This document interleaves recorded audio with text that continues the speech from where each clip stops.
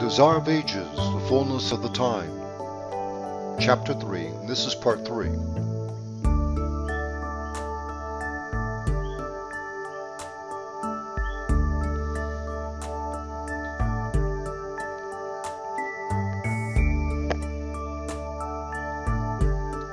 The deception of sin had reached its height. All the agencies for depraving the souls of men had been put in operation.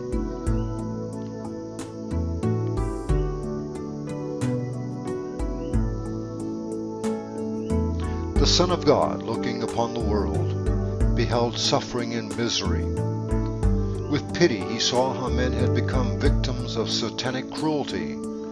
He looked with compassion upon those who were being corrupted, murdered, and lost.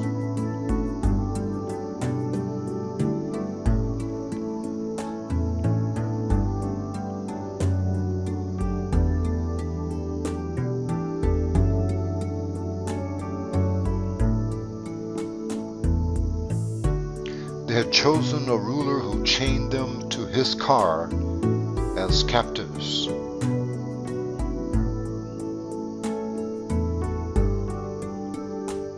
Bewildered and deceived, they were moving on in gloomy procession toward eternal ruin, to death in which no hope of life, toward night to which comes no morning.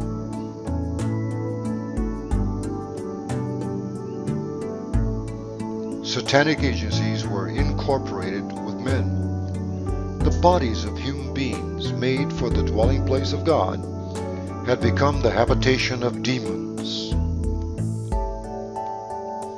The senses, the nerves, the passions, the organs of men were worked by supernatural agencies in the indulgence of the vilest lust. The very stamp of demons was impressed upon the countenances of men. Human faces reflected the expression of the legions of evil with which they were possessed.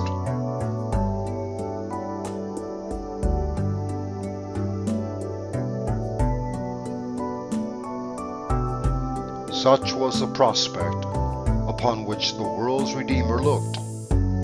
What a spectacle for infinite purity to behold!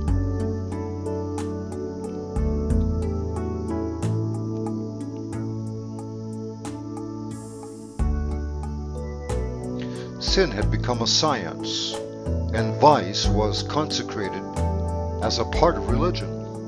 Rebellion had struck its roots deep into the heart, and the hostility of man was most violent against heaven. It was demonstrated before the universe that apart from God, humanity could not be uplifted. A new element of life and power must be imparted by Him who made the world.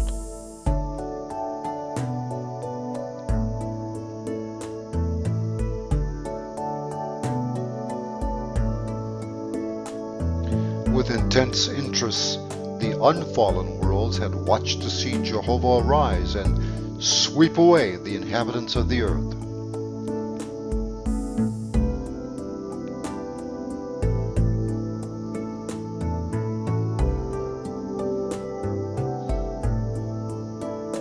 And if God should do this, Satan was ready to carry out his plan for securing to himself the allegiance of heavenly beings.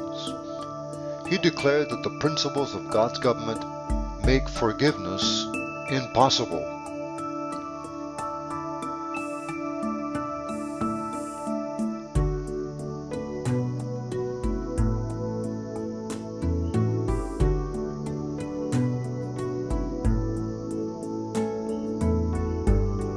Had the world been destroyed, he would have claimed that his accusations were proved true. He was ready to cast blame upon God and to spread his rebellion to the worlds above.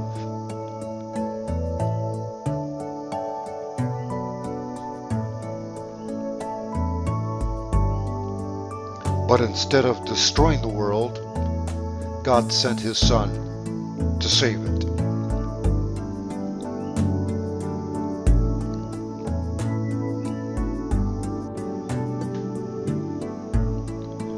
Though corruption and defiance might be seen in every part of the alien providence, a way for its recovery was provided.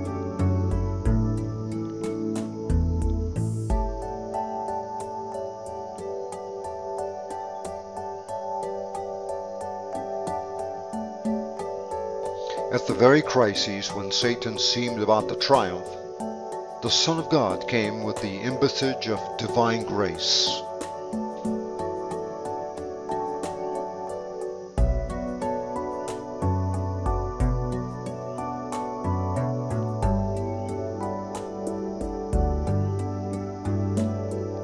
Through every age, through every hour, the love of God had been exercised toward the fallen race.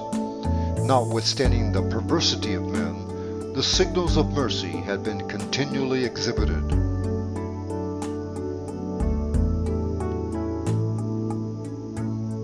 And when the fullness of the time had come, the deity was glorified by pouring upon the world a flood of healing grace that was never to be obstructed or withdrawn, so the plan of salvation should be fulfilled.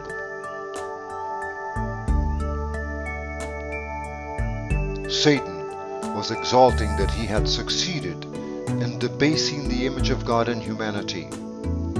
Then Jesus came to restore in man the image of his Maker. None but Christ can fashion anew the character that has been ruined by sin.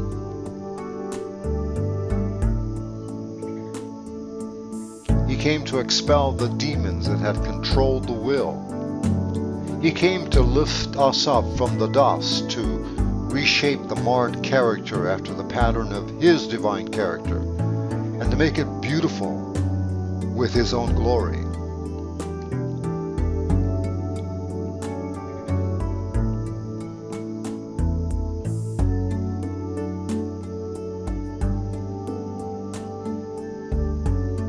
The Desire of Ages continued. Chapter 4.